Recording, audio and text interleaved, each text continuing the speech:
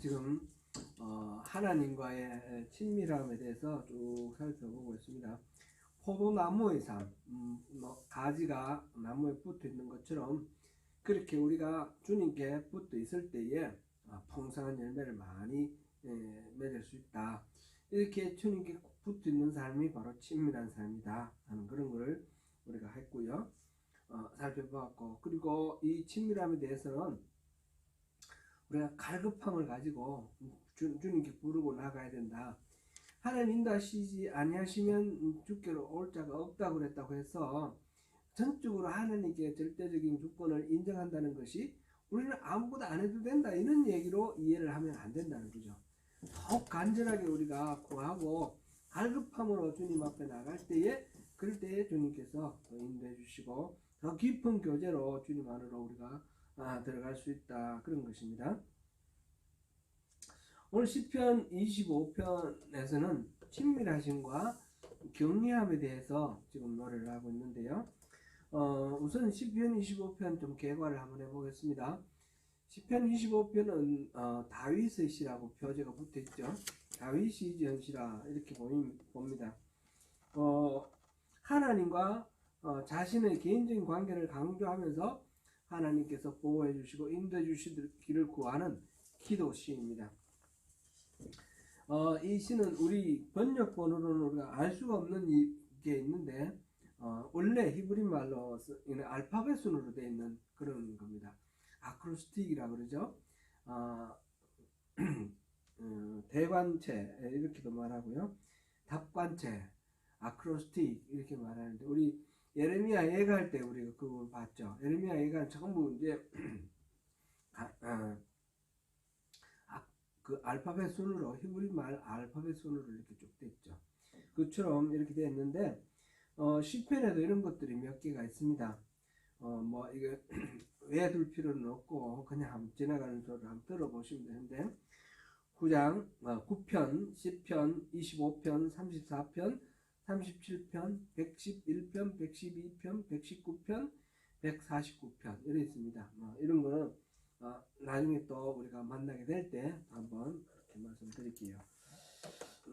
오늘 25편은 크게 나눠서 한 세 문단 정도로 나눌 수 있는데 맨 첫 번째 1절에서 7절 사이는 하나님께 용서를 구하고 인도를 구하는 그런 간구가 있고요. 그 다음에 8절부터 14절은 언약의 원리에 대한 상고가 있습니다. 그 다음에 15절부터 22절은 하나님이 돌보심에 하나님께서 돌보아달라고 돌보심에 대한 간구가 있습니다. 우리가 지금 12절부터 14절까지 우리가 봉독했는데 여기서는 하나님께서 어떤 사람에게 친밀하게 대해주시느냐 하는 것을 말씀해 주셨는데 지금 4절 우리가 한번 다시 읽어볼까요? 우리 읽은 본문에 안 들어오는데 시편 25편 4절 우리 한번 읽어보죠. 1문단에서 쭉 나오는 이야기 중에 대표적인 게 이 4절이기 때문에 4절을 제가 말씀드립니다. 시작. 여호와여 주의 도를 내게 보이시고 주의 길을 내게 가르치소서. 주의 도, 주의 길. 주님이 우리에게 말씀하시는 그 길, 도, 그거를 알려달라는 거죠. 원리, 원칙, 율법 이런 겁니다. 그렇게 show me your ways, teach me your paths. 하나님이 우리에게 가기를 원하시는 그런 인생의 길을 보여주고 가르쳐 달라고 그랬는데 거기에 대한 또 말하자면 화답이라 그럴까요? 하나님이 이렇게 그 자신이 기도를 하면서 이런 사람에게 이런 길을 보여줍니다 라고 그렇게 이제 기도하는 게 우리 12절 14절입니다 12절이 뭐였습니까? 여호와를 경외하는 자 누구냐? 그가 택할 길을 그에게 가르치시리로다. 여호와를 경외하는 자에게 하나님께서 그가 택할 길을 가르쳐 주신다. 지금 길 보여달라고 그랬잖아요. 누구에게 보여주느냐? 여호와를 경외하는 자에게 보여준다. 그런 말씀입니다. Who then are those who fear the Lord? 하나님을 두려워하는 자, 하나님을 경외하는 자, 그가 He will instruct them in the ways they should choose. 하나님은 그들에게 they should choose, 그들이 선택해야만 할 길, 그거를 instruct, 가르쳐 주신다. 그렇게 되어 있습니다. 그러니까 여호와는 경외하는 자, 여호와를 경외하는 자에게 그들이 마땅히 가야 할 길을 가르쳐 주신다. 그렇게 지금 말하고 있어요. 14절도 비슷합니다. 여호와의 친밀하심이 그를 경외하는 자들에게 있으며 그의 언약을 그들에게 보이시리로다. 여호와의 친밀하심, 여호와께서 아주 친하게 대해주시는 것은 누구에게 친하게 대해주시느냐? 그들을 경외하는 자, 그를 경외하는 자, 하나님을 경외하는 자에게 그를 친밀하게 대해주신다. 그렇게 말씀하십니다. 그들에게 언약을 보여주실 거다. 그렇습니다. 영어 번역을 보니까 이렇게 됐습니다. NIV에 The Lord confides in those who fear Him. He makes His covenant known to them. The Lord confide가 비밀을 털어놓다 이런 뜻이죠. 영어 단어 뜻이. 그래서 who fear Him, 하나님을 두려워하는 자, 경외하는 자에게 그에게 confide, 비밀을 털어놓는다. 그렇게 말씀하셨어요. 그러니까 하나님께서는 우리가 지금 하나님과의 친밀함을 얘기를 했지 않습니까? 친밀함을 이루기 위해서는 어떻게 해야 되느냐? 지금 시편 25편의 얘기는 하나님을 경외해야 된다. 그런 이야기가 되는 것이죠. 하나님을 경외함에 대해서 우리가 또 그래서 오늘 이 시편 25편을 매개를 해서 한번 살펴봅니다. 우리는 이제까지 쭉 계속 하나님과의 친밀함을 이야기를 했습니다. 신앙의 본질은 뭔가? 하나님을 알고 하나님을 사랑하고 하나님과의 친밀한 사랑의 교제를 이루어서 하나님 속마음을 알게 되어서 하나님이 기뻐하시는 그 하나님의 일에 동참하게 되는 것. 그러니까 하나님과의 친밀한 교제와 하나님의 일에 동참하는 것. 이게 신앙이다 그랬습니다. 그러니까 하나님과의 친밀함이 아주 중요한 거죠. 신앙이라는 거는 우리가 이제 예배 잘 드리고 뭐 헌금 잘하고 이런 거 다 중요하지만 그건 어디까지나 형식이고 실질적인 내용은 하나님과 친하는 거예요. 친하다는 겁니다. 하나님하고 아주 친밀해지는 겁니다. 그렇게 될 때에 하나님이 내 인생에 들어오셔서 내 인생을 인도하시고 내 인생을 인도하시는데 하나님의 은혜와 능력이 넘쳐나게 되는 그런 이 신앙의 어떤 은혜를 이렇게 드러내면서 살 수 있게 되는 거죠.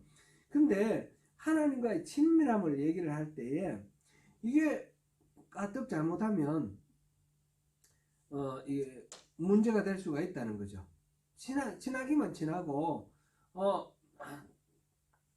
어떤 경우에 이렇게 잘못하면 친한 게 하나님과 친밀하려고 하는 게 놓쳐질 수가 있다는 거죠. 시편 89편 7절인데요. 우리 한번 볼까요? 시편 89편 7절. 89편 7절. 제가 가진 성경으로 구약 868쪽인가요? 89편 7절. 같이 읽어보겠습니다. 하나님은 거룩한 자의 모임 가운데서 매우 무서워할 이시오며 둘러 있는 모든 자 위에 더욱 두려워할 이시니다. 하나님은 무서워할 분이지 함부로 대하면 안 되는 분이라는 거죠. 하나님 잘못하면 큰일 납니다. 까딱 잘못하다가는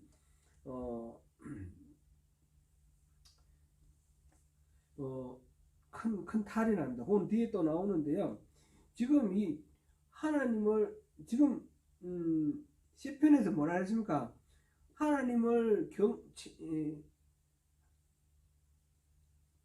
친밀하심이 여호와의 친밀하심이 누구에게 있느냐? 하나님을 경외하는 자에게 있다 그랬는데 지금 이 경외하는 게 두려워하는 겁니다. 그죠?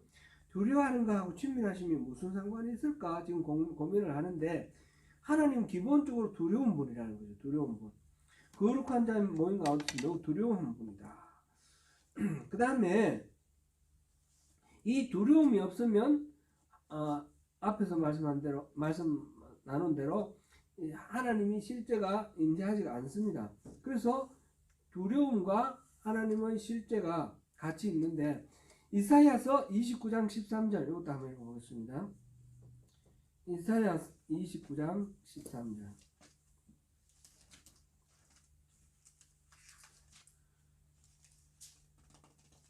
(29장 13절)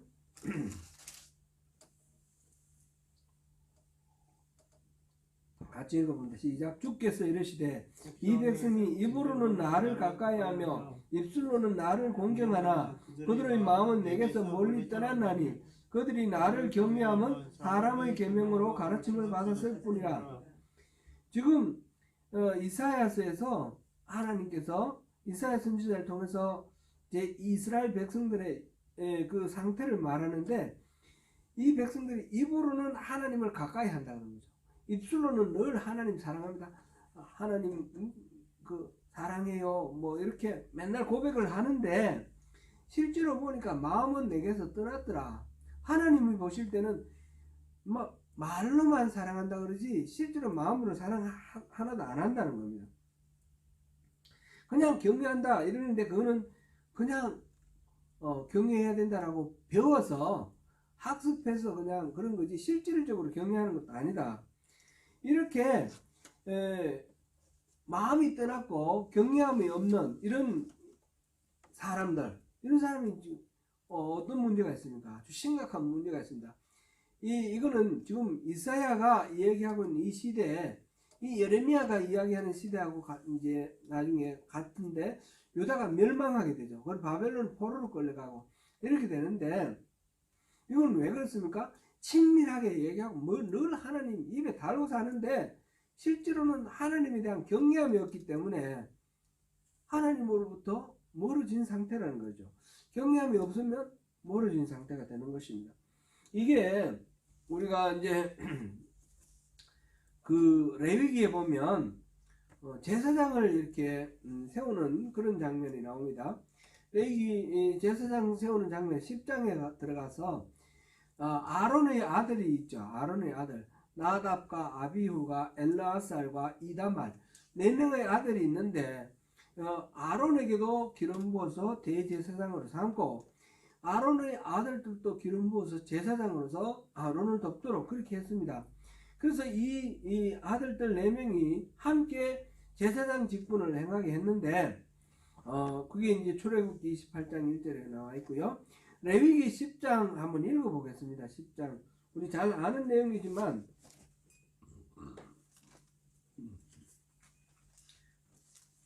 레위기 10장 제가 가진 성경으로 159쪽입니다. 구약 159쪽 10장 1절 2절 1절만 먼저 한번 읽어보겠습니다. 시작. 아론의 아들 나답과 아비후가 각기 향로를 가져다가 여호와께서 명령하시지 아니하신 다른 불을 담아 여호와 앞에 분향하였더니. 아멘. 지금 나답과 아비후가 지금 특별히 하나님께서 선택하셔서 제사장이 된 사람이에요. 이 최초의 제사장이 됐죠. 공식적인. 그랬는데 이들이 하나님에 대해서 이 존경하는 마음이 없었어요. 함부로 하는 그런 마음이 있었어요. 그래서 하나님이 명령하시지 아니한 불, 아무 불이나 하나님이 이거 하라 그러면 거기에 따라서 이렇게 움직여야 되는데, 그게 아니라 여호와께서 명령하시지 아니하신 다른 불을 담아서 분향을 했다는 것이죠. 2절 읽어보겠습니다. 시작. 불이 여호와 앞에서 나와 그들을 삼키매 그들이 여호와 앞에서 죽은지라. 하나님의 이 거룩함에 대해서 존경하는 마음이 없고 경솔하게 자기 편한 대로 그냥 하나님이 명령하신 그 불이 어디 있었는지 모르겠는데 아마 불편했겠죠. 어디 가지러 가기도 어렵고 뭐 이렇게 귀찮았겠죠. 그래서 가까운 데 아무거나 이렇게 썼는데, 이런 식으로 함부로 가볍게 하는 행동, 이는 경솔한 행동, 이거는 하나님 자신에 대한 존중이 없는 거죠. 그렇게 당치 않는 행동을 했기 때문에 그 자리에서 죽임을 당했습니다. 이거는 참 너무너무 무서운 일입니다. 그리고 모세에게 하나님 말씀하시기를 애곡도 하지 마라 그랬어요.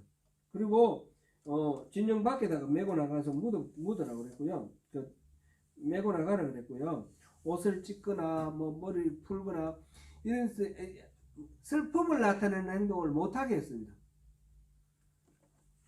이렇게 하나님 앞에 이 친밀함으로 하나님 가까이 나갔지만 경외함이 없을 때는 이런 문제가 생기는 겁니다. 그래서 10장 3절 같이 읽어보겠습니다. 시작. 모세가 아론에게 이르되 이는 여호와의 말씀이라 이르시기를 나는 나를 가까이 하는 자 중에서 내 거룩함을 나타내겠고 온 백성 앞에서 내 영광을 나타내리라 하셨느니라. 아론이 잠잠하니. 하나님 가까이 오는 사람에게 하나님의 거룩함을 나타내겠다 그렇습니다.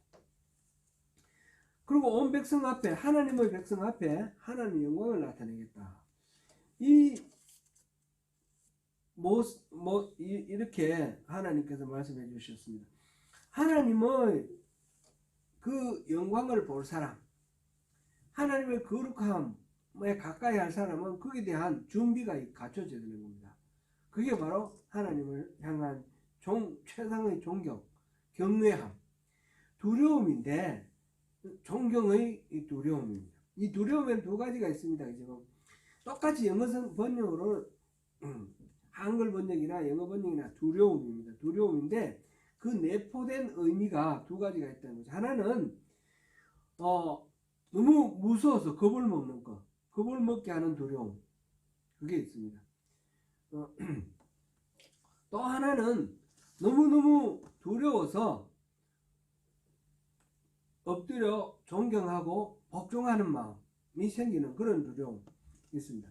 겁을 먹고 피하고 숨고 도망하고자 하는 이런 두려움은 사실상 하나님과 우리의 관계 속에서 그건 불필요한 겁니다. 그런데 하나님을 존경하고 복종하는 그런 마음이 우러나오게 되는 이 두려움은 필요합니다. 굳이 이거를 표현을 해서 말하자면 일반적인 두려움과 거룩한 두려움 이렇게 구분을 해서 이렇게 표현하면 더 좋겠다 싶은데요. 성경에는 그 구분은 안 되어 있고 그냥 똑같이 두려움이라 되어 있지만 의미상으로 우리가 분별해서 이해를 해야 됩니다. 하나님께서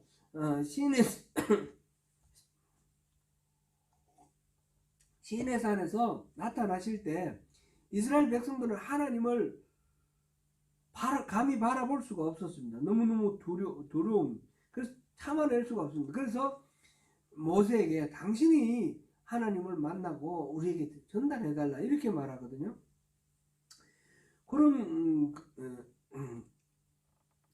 그런 가운데 하나님께서 출애굽기 20장 20절도 우리 한번 읽어보시죠. 20장 20절 20장 20절 같이 읽습니다. 제가 가진 성경으로 112쪽입니다. 20장 20절 시작. 모세가 백성에게 이르되 두려워하지 말라. 하나님이 임하시면 너희를 시험하고 너희로 경외하여 범죄하지 않게 하려 하심이니라. 아멘. 지금 뭐라고 말씀하셨습니까? 두려워하지 말라. 왜 두려워하지 말라 했습니까? 하나님이 임하시는데 하나님이 임하시는 목적이 너희를 시험하고 너희로 경외하게 하여 범죄하지 않게 하려 함이라. 하나님의 목적이 하나님 임하시는데 우리를 경외하게, 하나님을 경외하도록 만들어서 범죄하지 않게 하려고. 경외한다 라는 말이 두려움이라 그랬잖아요. 두려워하지 말라. 하나님 임하시는 이유는 너희를 두려워하게 하기 위함이다 이런 말이에요. 앞에 두려움과 뒤에 두려움 이게 다르다는 거죠. 이 두려움.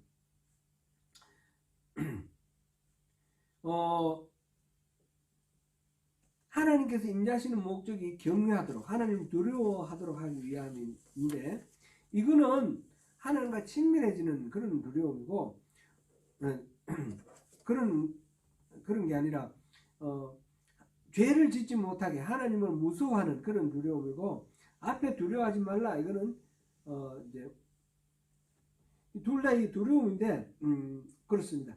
앞에는 겁먹지 말라는 뜻이고, 뒤에는 이렇게 거리를 두지 말라 그런 뜻입니다. 그 하나님께 겁먹는 거, 뭔가 감출 것이 있을 때, 하나님 우리를 바라보신다, 우리 코란데오 이런 말 할 때, 하나님이 우리 앞에서 이렇게 우리를 바라보신다 할 때, 이게 어떨 때는 진짜 무서워질 때가 있어요. 내가 내 속으로, 마음속으로 죄 짓는 것까지 하나님 다 낱낱이 다 알고 계신다 그러면 막 하나님을 피하고 싶고 멀리 도망가고 싶은 그런 생각이 든다는 거죠. 그렇게 하는 그것이 지금 하나님께 겁을 먹는 것이고, 감출 것 있고 무서워하는 이런 것이죠. 그럴 때는 가까이 하기 꺼려지는 거죠. 근데 그게 아니라 하나님이 내가 어디에 있든지 무엇을 하든지 다 알고, 나의 어려움과 나의 약함과 연약함과 이 모든 것들을 다 아시고 필요를 채워주시고 도와주시고 이끌어주시고 나를 외면하지 아니하신다, 이렇게 생각하면 그 하나님 다 아신다는 게 힘이 되지 않습니까? 그죠? 하나님 다 아시고 코란데오 나를 바라보신다는 것이, 죄가 있으면 두렵고, 그것이 아니라 하나님에 대한 의지하는 마음이 있으면 이게 반갑고 기쁨이 되는 것이죠. 근데 하나님께서는 이렇게 우리가 숨고 감추고 뭐 피하고 싶다고 해서 실제로 하나님으로부터 숨거나 감추고 피해질 수가 있느냐? 그건 아닌 겁니다. 어디로 숨든지 하나님 다 보시고 계시는 겁니다. 하나님은 그래서 우리가 하나님으로부터 피하는 것보다는 겁먹지 않기를 원하십니다. 두려워하지 않기를 원하시는 겁니다. 하나님은 우리에게 하나님에 대한 두려움을 갖지 않기를 원하십니다. 지금 경외심하고 좀 다른 이 겁먹는 두려움을 얘기를 하는 겁니다. 겁먹는 두려움, 이거는 없기를 원하십니다. 디모데후서 1장 7절 우리 한번 읽어보겠습니다. 디모데후서 1장 7절.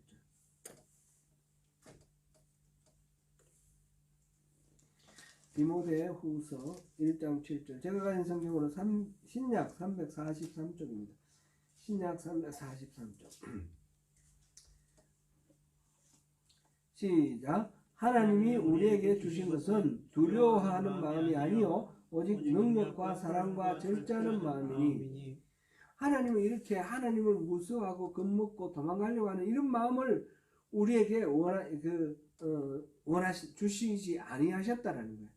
이런 마음은 하나님 주신 마음이 아닙니다. 사도 요한 또 뭐라고 말했냐면, 이건 제가 읽을게요. 요한 1서 4장 18절입니다. 사랑 안에 두려움이 없고 온전한 사랑이 두려움을 내쫓나니 두려움에는 형벌이 있음이라. 두려워하는 자는 사랑 안에서 온전히 이루지 못하였느니라. 이렇게 말했습니다. 이렇게 하나님을 멀리하고 싶고 피하고 싶고 숨고 싶게 만드는 이 겁먹는 두려움, 이거는 말하자면 두려움의 악령이라, 이렇게 말할 수 있겠습니다. 이것들은 하나님이 주신 것도 아니고 하나님께서 우리가 그런 두려움에 빠져 있는 것을 원하지도 아니하십니다. 그를 온전한 사랑으로 이런 두려움을 쫓아내버리기를 원하십니다. 그런데 우리에게 바라시는 두려움도 있다는 거죠. 이건 거룩한 두려움. 말은 같은 말이지만 그 뉘앙스가 다르고 우리 마음속으로 가져야 될 어떤 태도가 다른 것이죠. 빌립보서 2장 12절에는 제가 읽을게요.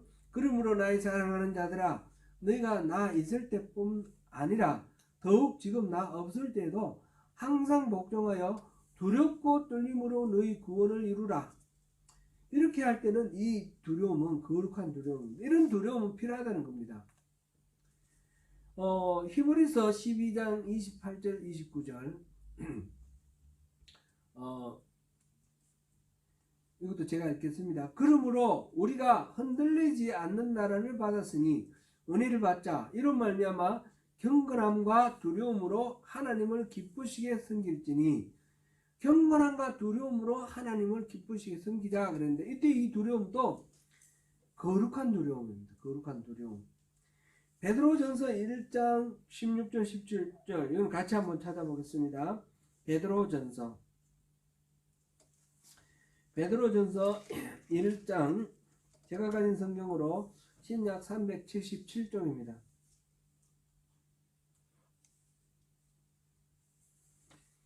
같이 1장 16절 17절 같이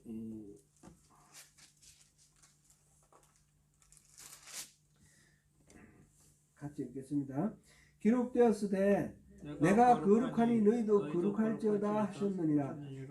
외모로 보시지 않고 각 사람의 행위대로 심판하시는 이를 너희가 아버지라 부른즉 너희가 나그네로 있을 때를 두려움으로 지내라.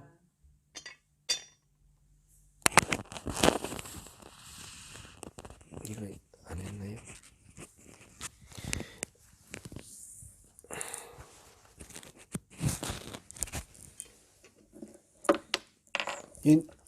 두려움으로 지내라 그랬습니다. 거룩한 두려움, 하나님을 경외하는 그런 것은 우리가 꼭 필요하다. 말하자면 우리 신앙생활에서 이 두려움은 꼭 필요하다는 겁니다. 신약 성경에서 중요한 주제 중에 하나가 이 경외함입니다. 경외함. 친밀함과 경외함은 우리가 같이 생각해야 되는 부분입니다. 출애굽기 20장 20절 제가 다시 한번 읽어드릴게요. 두려워 말라. 하나님의 임하심은 너희를 시험하고 너희로 경외하여 범죄하지 않게 하려 하심이라. 두려워하지 말라 하면서 두려워하게 해서 범죄하지 않게 하려고 한다. 이 겁먹는 두려움은 하지 말라. 그러나 이 거룩한 두려움은 필요하다. 이런 이야기죠. 이런 식으로 말씀하셨습니다. 이 거룩한 두려움은 우리를 죄악으로부터 멀리 떨어지게 하는 그런 하나님에 대한 두려움이고요. 이것은 우리를 거룩하게 만들고 깨끗하게 하는 그런 비결이 되는 것입니다. 고린도 후서 7장 1절 우리 같이 한 번 더 찾아볼까요? 고린도 후서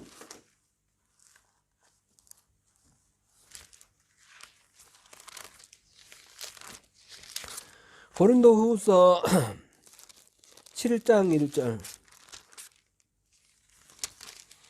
7장 1절 제가 가진 성경으로 신약 292쪽입니다. 시작. 그런즉 사랑하는 자들아 이 약속을 가진 우리는 하나님을 두려워하는 가운데서 거룩함을 온전히 이루어 육과 영의 온갖 더러운 것에서 자신을 깨끗하게 하자. 하나님을 두려워하는 가운데서 거룩함을 온전히 이루자 그랬습니다. 하나님을 사랑하되 이 경외함, 두려움이 없으면 우리는 죄를 이길 수 없습니다. 그래서 죄가 우리와 하나님 사이에 거리를 만들어 놓았는데 이 거리를 없애기 위해서 친밀하게 하나님과 관계를 회복하기 위해서는 우리 경외함, 두려움이 필요합니다. 이사야 59장 2절에 오직 너희 죄악이 너희와 너희 하나님 사이를 갈라놓았고 너희 죄가 그의 얼굴을 가려서 너희에게서 듣지 않으시게 하면이라. 하나님께 소리질러 기도를 해도 우리 죄악이 있으면 하나님께서 듣지 않으시고 하나님 팔이 짧아서 구원하지 못하시는 것이 아니고 귀가 어두워서 듣지 못하시는 게 아닙니다. 죄 때문에 그렇게 가로막혀 있다는 것이죠. 그렇게 해서 하나님과의 친밀감이 손상되어 있는데 그 원인은 바로 경외함이 없기 때문입니다. 하나님을 경외하는 사람은 하나님 앞에 아무것도 숨기지 않고 갑니다.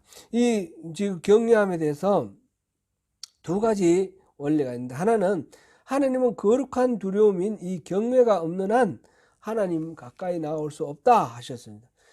이 경외한 거룩한 두려움, 경외함이 있어야만 하나님 가까이 나갈 수 있다. 친밀함은 바로 이 경외하는 자에게 하나님이 주신다 이런 거죠. 그리고 하나님은 그러면 이 사람이 하나님에 대한 경외함이 있는지 없는지 어떻게 하느냐? 말로만 경외한다는 게 아니라 실제로 그렇게 살아야 되는 겁니다.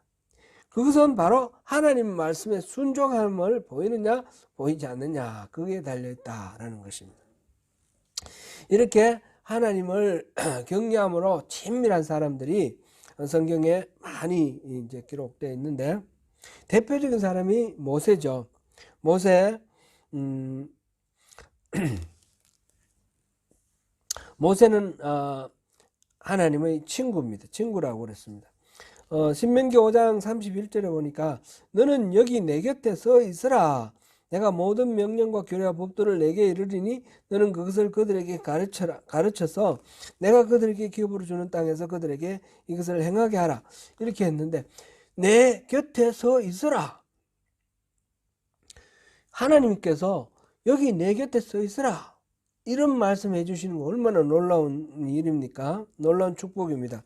모세는 하나님을 경외하는 사람이었기 때문에 그렇게 친밀한 관계를 이룰 수 있었습니다.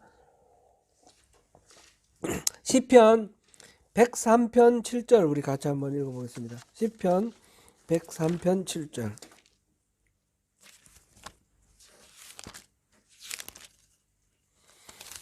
(103편) 7절.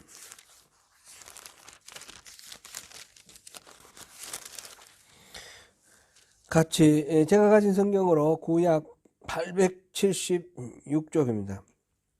같이 읽어봅니다. 시작. 그의 행위를 모세에게 그의 행사를 이스라엘 자손에게 알리셨도다. 하나님께서 하나님의 행위를 모세에게 알려주셨고 하나님의 행사를 이스라엘에게 알려주셨다.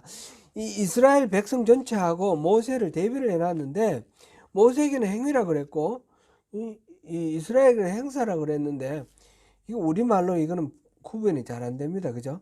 무슨 내용인지 잘 모르겠는데 영어 성경으로 보니까 이렇게 번역해 놨어요. NIV에 He made known his ways to Moses.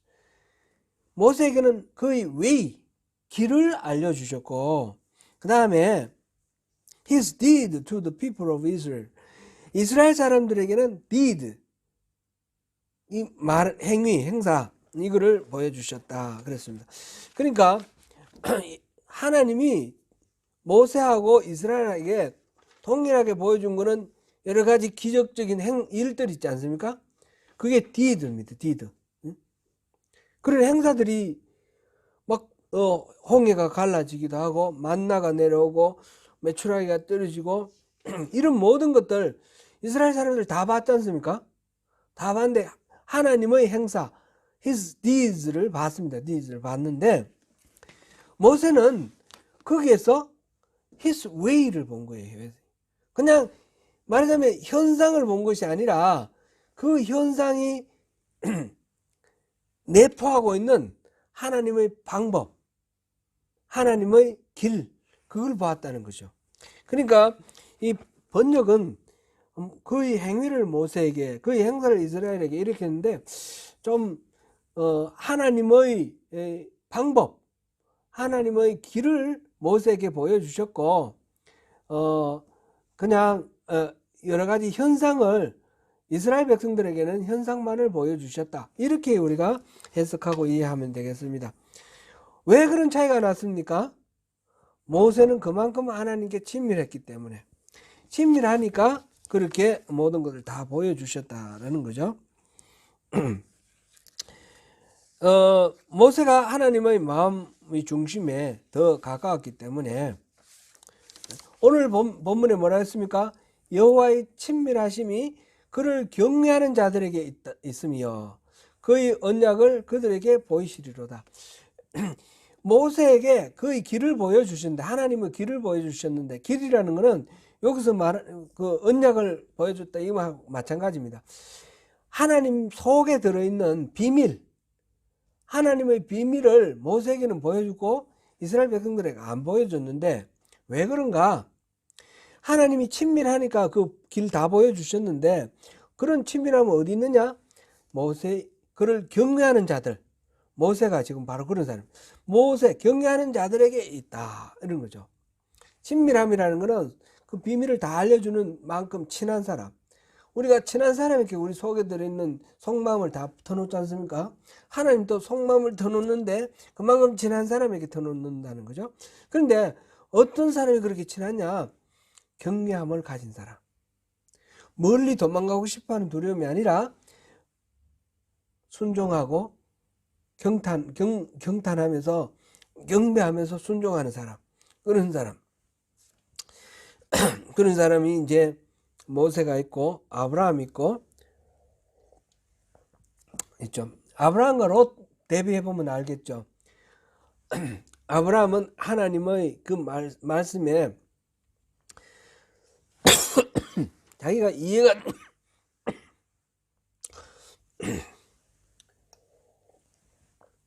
이해가 충분히 안 되더라도 하나님을 신뢰하고 믿고 따르고 순종을 했습니다. 이삭을 바치라 그랬을 때 100살에 낳은 아들 이삭, 그 이삭을 하나님이 그 이삭을 통해서 하늘의 별처럼 바닷가의 모래처럼 자손을 번성하게 해준다 그랬는데 그 아들을 바치라 그러니까 아유 죄송합니다.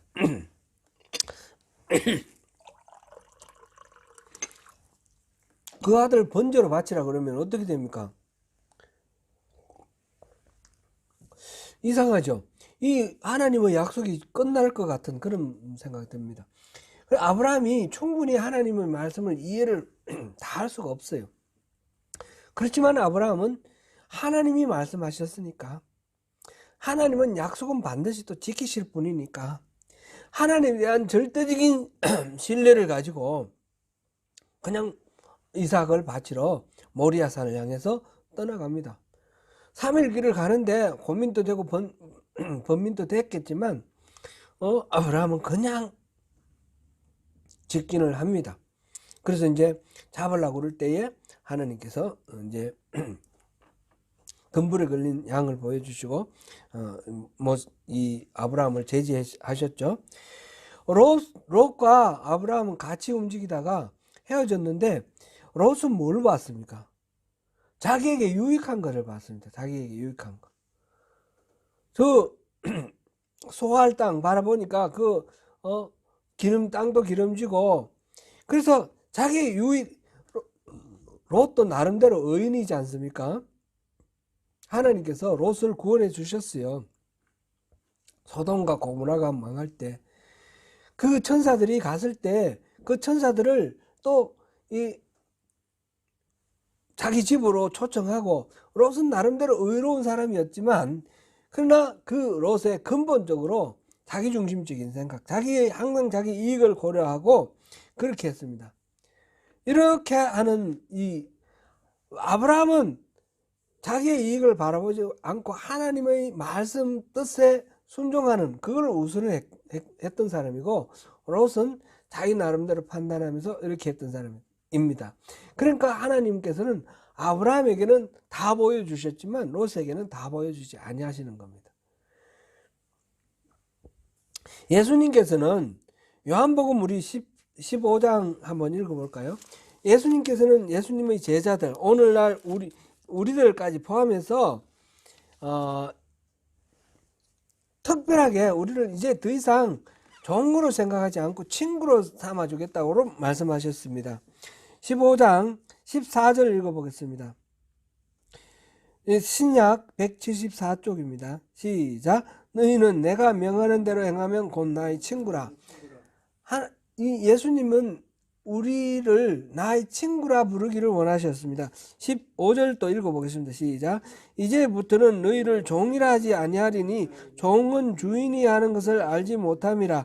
너희를 친구라 하였노니 내가 내 아버지께 들은 것을 다 너희에게 알게 하였음이라.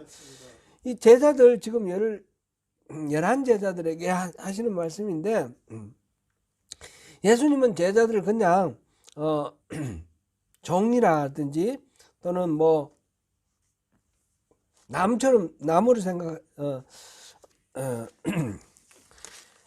친구라고 불러주셨어요. 친구라고. 스승과 제자 뭐 이걸 이상 뛰어넘어서 친구라고 불러주셨는데 왜 친구라고 그랬냐면 그냥 시키는 대로 하는 그런 상대가 아니라 예수님의 마음속에 있는 모든 것들을 다 말씀하셨어요. 다 가르치시고 다 얘기하셨어요. 그렇게 하셨는데 여기서 친구가 되는 조건이 하나가 있죠. 뭡니까? 14절에 내가 명하는 대로 행하면, 예수님의 말씀대로 따르면입니다. 이 예수님의 말씀에 순종하는 마음 없이 그냥 우리가 예수님을 친구로만 생각하면 안 된다라는 거죠. 제가 이 경외함에 대해서 이렇게 설교한 걸 찾아보니까 한 2번 정도 했더라고요. 2번 정도 했는데 2018년 2월 달 하나 하고 9월 달 하나 하고 있는데 참고해 주셔도 좋겠습니다. 이 왕이 어릴 때 같이 놀던 친구 한번 생각해 보세요.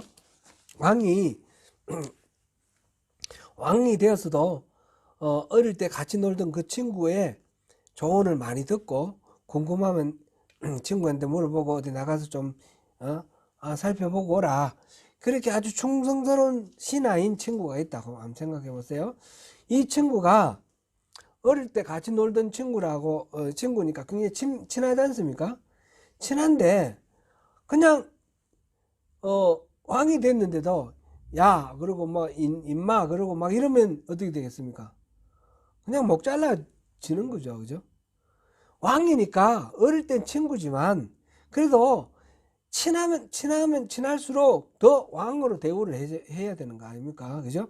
그렇게 하면 왕이 이 친구를 기분 나빠서 자르는 게 아니고 국가의 그 체계가 외계 질서가 무너지니까 그렇게 할 수가 없는 거죠.